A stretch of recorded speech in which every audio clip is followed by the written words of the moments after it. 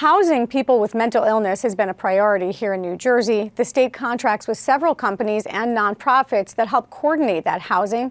But what happens when those arrangements go awry?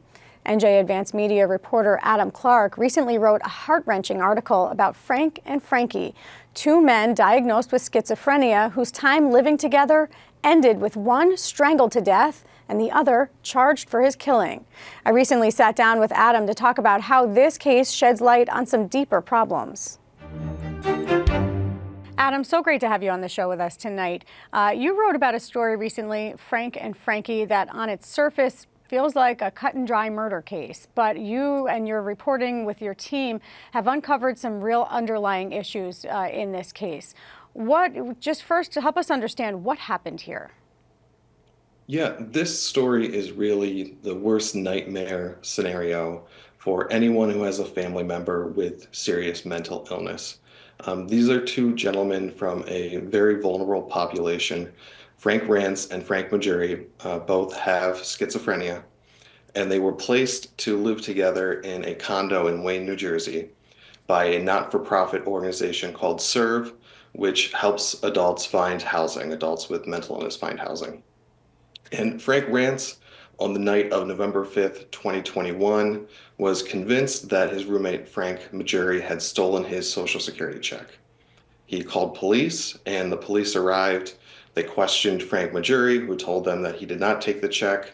He went to the mailbox and opened it again to prove the check wasn't there. And the officer instructed Frank Rance to call the Social Security office and request a new check.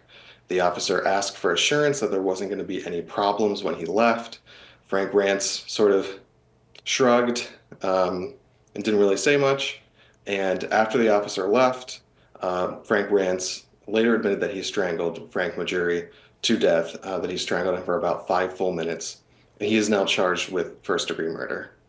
So, and all of this is seen on body camera footage, which you and your team included in this story. And it is pretty disturbing to see how the situation escalated so quickly within an hour to Frank Majuri being killed.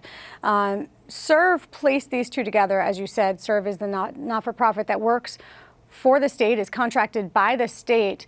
You talk about how there were red flags missed here, and not just in this case, but in others. What are some of those red flags? What is happening here with SERVE that's not being caught? Mm-hmm.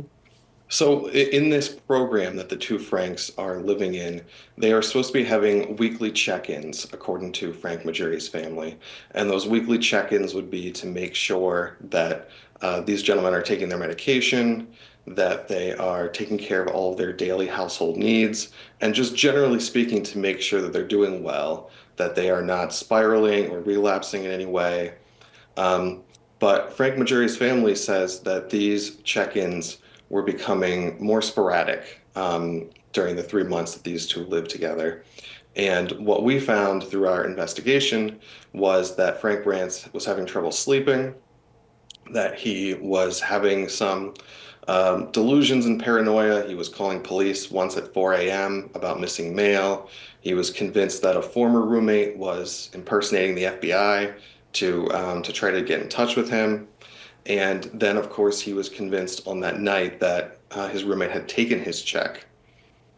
Does the state bear responsibility here as well? I mean, you say that these weekly check-ins aren't happening. Is it the state's job to step in and perhaps no longer contract with a not-for-profit like SERVE?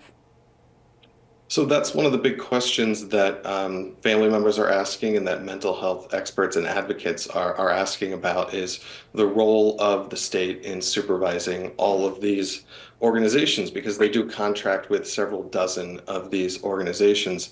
But the state says that their role is really to sort of watch from afar, and if something egregious happens, if there are continuing ongoing problems, to then potentially step in. But the state, based on the interviews that I've done, the state doesn't have the manpower essentially to watch on a day-to-day, week-to-week basis and make sure that these check-ins are happening in real time. One of the things you talk about in your reporting is that there's a real push to house these people, and perhaps too much of a push. With that in mind, what are the families asking for in this case? Yeah, mostly they're still asking for, I think, a lot of answers and for accountability. Frank Majuri's family would love to see a Frank's Law. They would love to see someone step up and try to address the issues in this case and figure out what can be done to prevent this from happening again. Yeah. Adam Clark, this is terrific reporting by you and your team over at NJ Advanced Media. Thanks for coming on to talk with us. Thank you so much.